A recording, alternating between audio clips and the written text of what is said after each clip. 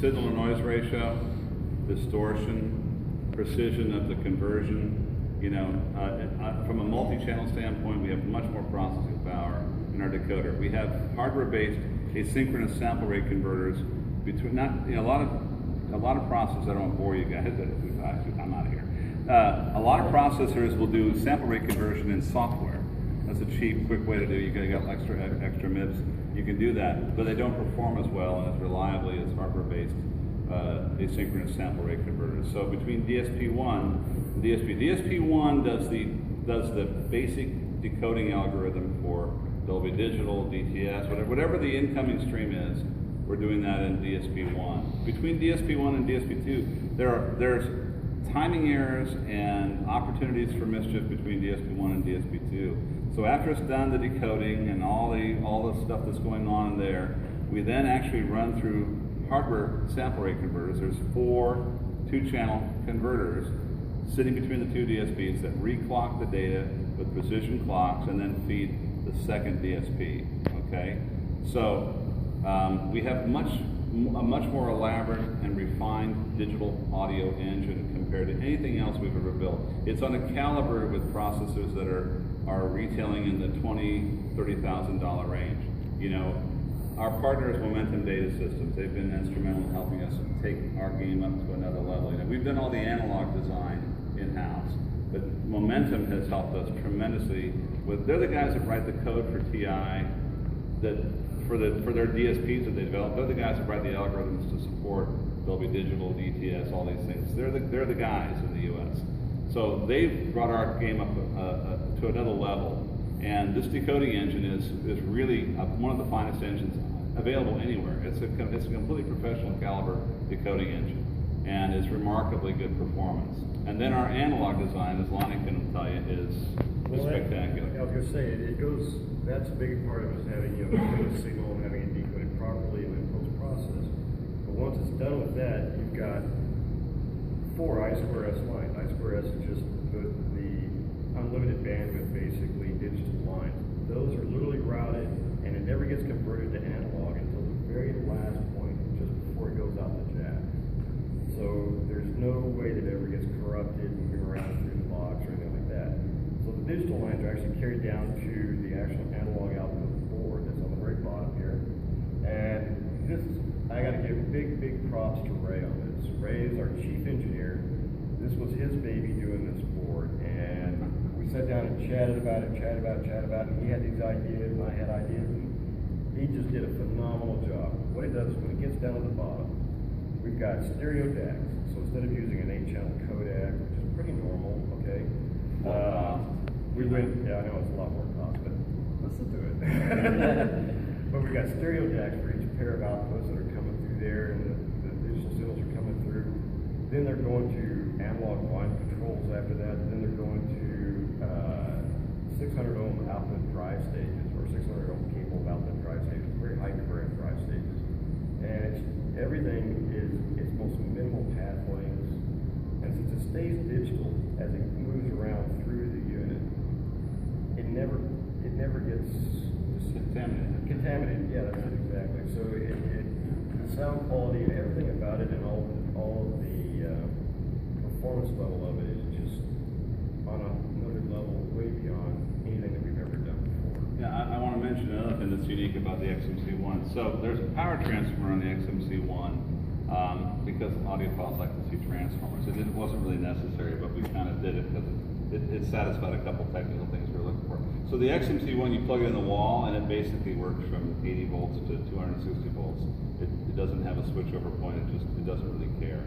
On the bottom of the unit, the heat shield is a pre-regulated board, and that's all megahertz range high-frequency switching regulators.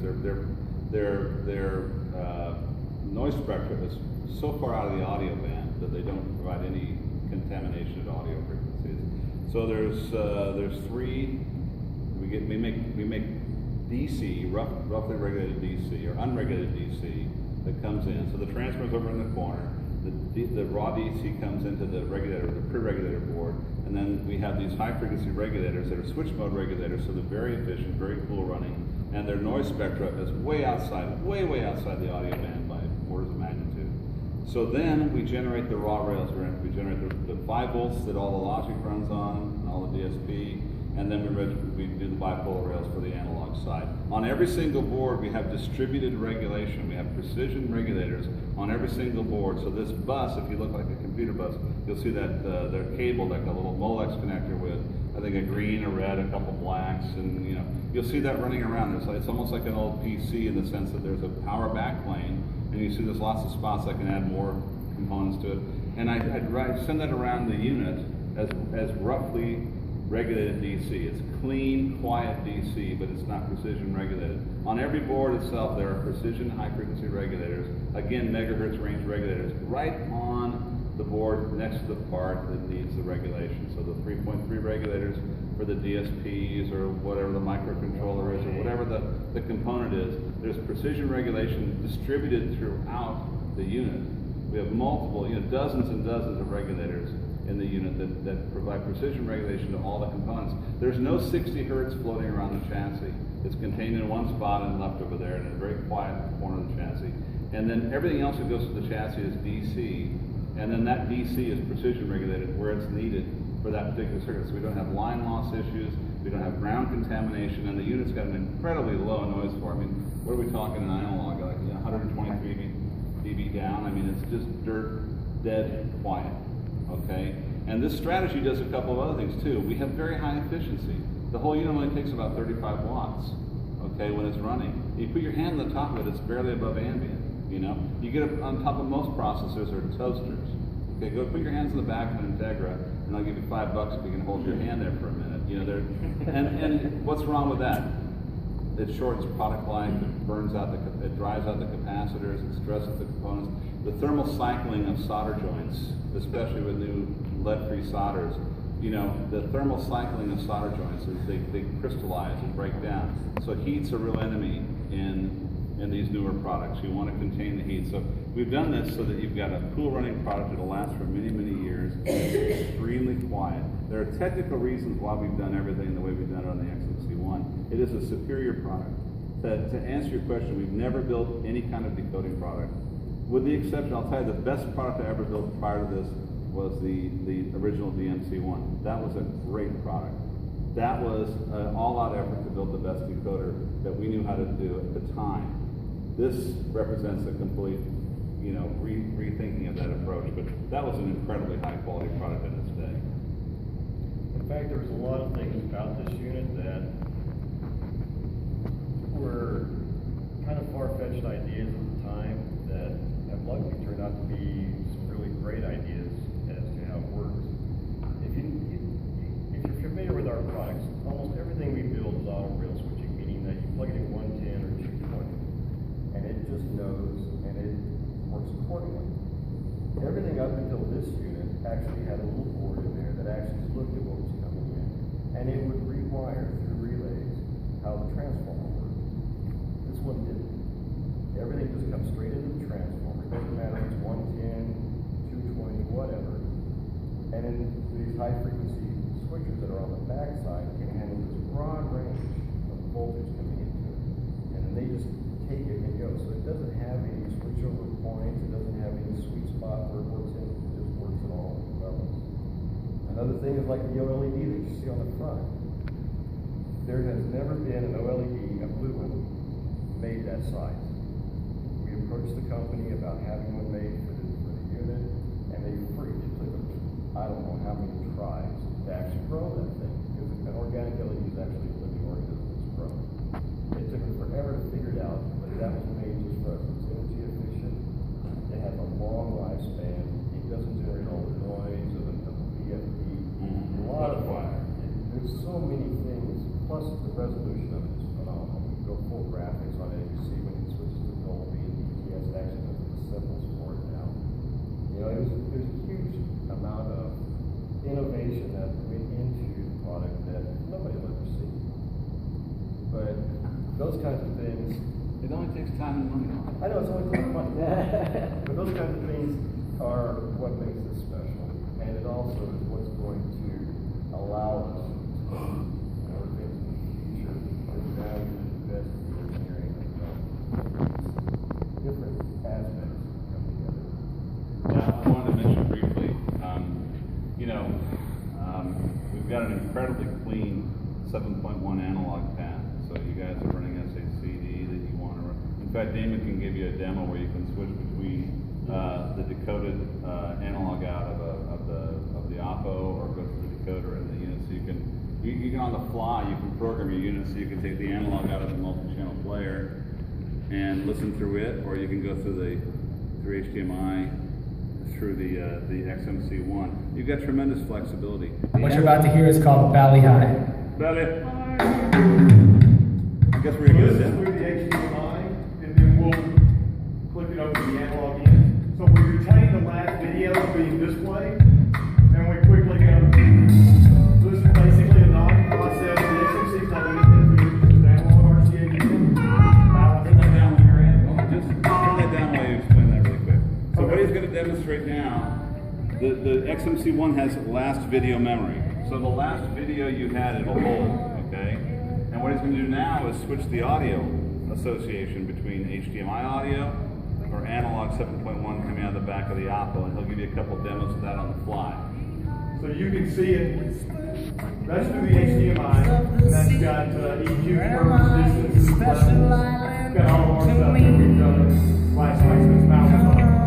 And then on the fly real quick, if I go to any audio, so it's under now. I haven't said the station, but you see we got the AMFM tuner there with the TV going in the background. Or I can go to 7.1. Now this is the oppo basically doing the processor. So we're in analog bypass, which is the only sound field setting that you can do in 7.1. So we don't inhibit anything. We don't add any EQ, any distances.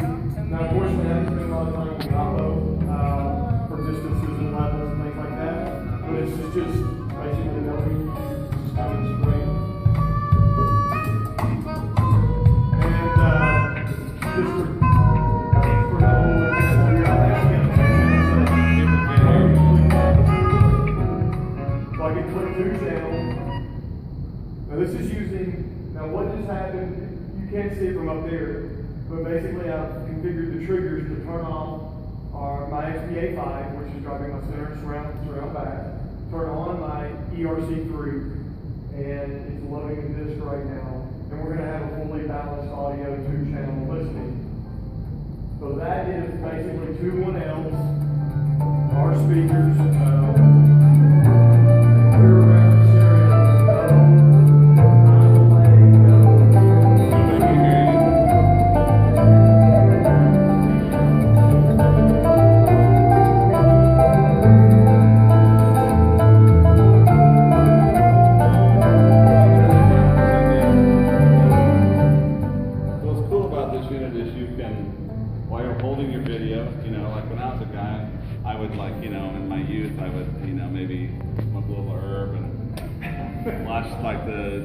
the test patterns on the TV and listen to my music. You can kind of recreate the same thing here. You can hold a lot of guys, like give you a typical example. This from the UMC. You can watch your favorite game and listen to maybe listen to an announcer on the radio, like Chick Hearn or somebody, because you don't want to listen to the guys talking on the radio. So you can follow play-by-play on the radio and watch the game live on video by reassociating a different audio source to the video. The great thing about this is you can have SACD audio, and then the analog channel is handled in a very, very pristine nature. So what comes in is what comes out, as you can see from our test specs. Very, very little noise contribution, just incredibly low distortion, and we have the ability to drive, fully back-terminated professional balanced inputs, which is not the case with most balanced output products. They can only drive consumer balanced line inputs. Any other questions, anybody? You notice, the video is not flickering. The time delay there was the CD loading. This thing of processing power, when I go to any input, so I can go back to 7.1, it didn't stop, it didn't do anything. It's basically turning on my 5-channel amp down at the bottom, which has to, go through its test, but that's actually back to the HDMI. Very, very small. It's just, and it tells you that's the little cool GUI icon that we're talking about, the GTS HD. You can see their actual logos. Can you hold that display up for a second? Cool thing. Piss on your heads and That's a bad. nice little information package. It's mirrored on the front of the unit. So, bring up the info. Okay, video's coming in here. This is my frame rate and my resolution, my video type, and the video depth. Okay, typical Blu-ray. The audio is coming in HDMI 1. This is the native stream coming into the processor. It's DTS HD 5.1, 48K. Where's that guy? 48K, 24 bits. That's what it is. And then, well, the inputs. That's the naming of the input. And this is what I'm doing to it now that I have it. So this is the native stream, and here's my post-processor status display, and then of course my volume level. So I can tell you where it's coming from, what bit rate it is, what bit depth, what video type. I can tell you what the native stream that's encoded on the disk is, and then I can show you what we're doing to it in terms of post-processing in one quick information panel. All right. So it's just really flexible and very informative, but yet it's intuitive and easy to use. And if you're asking why it says DTSES Matrix at the top, it knows that that's a 5.1 track coming in, and it knows that we have surround backs. So the 5.1 information is inhibited. It's exactly what's going to the 5 speakers that are recorded on the disc, but you're getting a simulation in the surround backs because the director didn't do it in the 7.1. So that's the only reason. And you can override that, go direct mode, and not have the post-processing. But the idea is you know exactly what you're doing to every input stream. We haven't even gone into the depth of the setup capabilities in terms of just really give them a quick look at. I don't want to. And if you're boring, you guys tell us we'll stop. You know. Yeah. You go. Since you're going to the setup, Yeah. my question is rather mundane. Without the direct and without a microphone, the setup for the moment, in order to Let me go through that real quick. I'll show you. Well, that's what I was going to get to here. You got a good question there, Gerald. to get the levels close or whatever. Yeah. What am I going to do? Well, We've basically got 3 presets. We got a direct, which will store when we get that. But you got a preset 1 and preset 2. Right. First of all, you can tell each input which preset you would like to look at. Okay? yeah, and let me interject. Preset means this is a complete sound field manager that tells you what speakers you have, what delays you have, what frequencies you have for crossovers. It's a complete bass manager and EQ manager preset. Okay, they're completely independent. So you basically have one of them in a typical processor. You have 2. Why do you need 2? I do reference audio listening. I do reference cinema listening. I want completely different presets and configurations, and maybe even crossover points for my reference channel listening versus my cinema listening. So this gives you 2 sound fields that you can completely configure exactly the way you want, and then switch them on the fly. Okay, as well as going back to DRAC-enabled sound fields. You have 3 sound fields. Okay, it's a great feature if you're into 2-channel listening as well as, or even multi-channel music listening, and then cinema listening. So you notice I'm in preset 1 here. Which you and can then we rename. You can name. You can notice up at the top it says preset 1 movie. So the movie is the name of it, but here's the name. You can change that if you want. That's kind of cool too. This is little tidbits of the processing power. You see all the alphabet string there, so as you're changing letters, you see what letter's coming. Kind of silly, but I mean it's neat versus waiting for the letter to pop up that you want. And it does that for each. Daniel, as I for go across clarity, there. can you get rid of the opacity? Just put it full black for right now. Yes. So I'm going to come back out of here, and we're going to go to advanced. We're going to go into.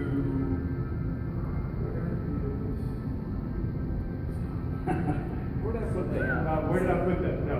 Should contact. Actually, I believe it's preference. I apologize. Yeah. And then we've got the transparency. So it's 30%, so we can make it really light, or we can go full dark, so you don't see anything in the background, which makes it a little. But while you're in that, we'll save this going back. So your preferences: front panel brightness, maximum volume, turn on volume. Okay, you can have set to a preset level or your last used. You've got your transparency. You can have it turn on input. Right now I'm using HDMI Oppo, or you can use the last used. So whatever you had it on cable box last night, you turn it back on today, it's going to be on cable box again. But you can set it to be anything. So maybe, 99% of the time the wife comes in and she wants to watch the cable box. So she turns on the unit, she wants to be on cable box, but you like CD, you like Blu-rays. Last night you were on CD, Blu-ray, she don't have to worry about changing inputs when she turns it on. Because she yells at It you always because comes every time on she turns cable, on the system, so- she can't get the cable TV to come on, and this way it doesn't work. Your OSDs, yeah. Sure. Your OSD pop-ups, how everybody's always like, can you get rid of the volume bar? Now you can. So you can have no pops up, none. You can do all, so that means when the sound field changes, it pops up and tells you the sound field's changed. And when you push buttons on the remote, that pops up. Or you can go down to user, and that means, okay, every time an audio tracker changes, it doesn't pop up the new audio information, but every time I push a button on my remote, that pops up. So it has the flexibility to do it 3 different ways. So see, we do listen.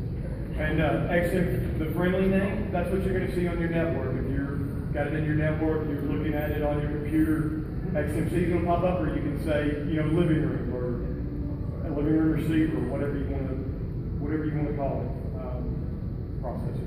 Get it right, right? So you can go back to the base manager. While we were on there, I thought I'd show that. Okay.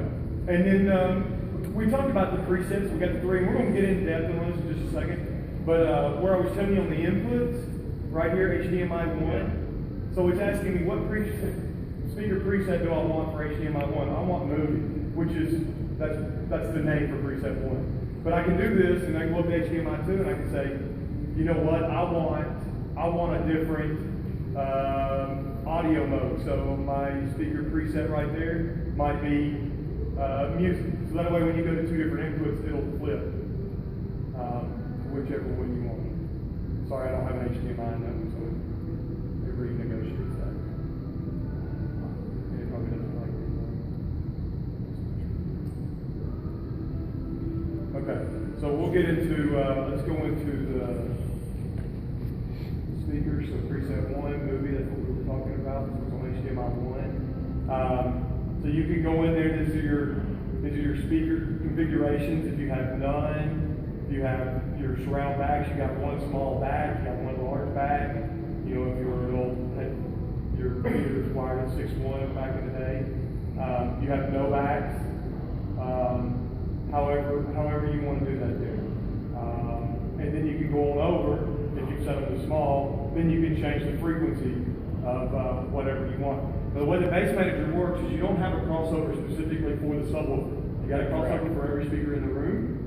What it does is any information you've chopped off from that speaker that the director sent to that speaker goes to the subwoofer. So if it's in the right front tower, you got it chopped at 50 hertz. 50 hertz and below goes to the sub. If you're surround right back, it's crossed over at 80 hertz. Everything 80 hertz and down goes to the right subwoofer. So you're going to get different low frequencies from different speakers depending on. So it knows where you set it, and it sends out all that extra information. Now, let me comment on that because I know you guys are going to ask about the base manager. We had long conversations with Dolby, with Momentum, with a lot of guys in the professional cinema industry, and they said this trend towards overlapping and underlapping bass frequencies is really technically incorrect. And Lonnie and I have had discussions about it. To maintain phase coherency and a correct crossover behavior, you need to track the frequency for the sub with the satellites. Our older processors, it was you could do whatever you wanted to do, but the results are not predictable, they're not consistent, and by and large, you always get the best performance when the low pass frequency tracks with the crossover points for the satellites, or the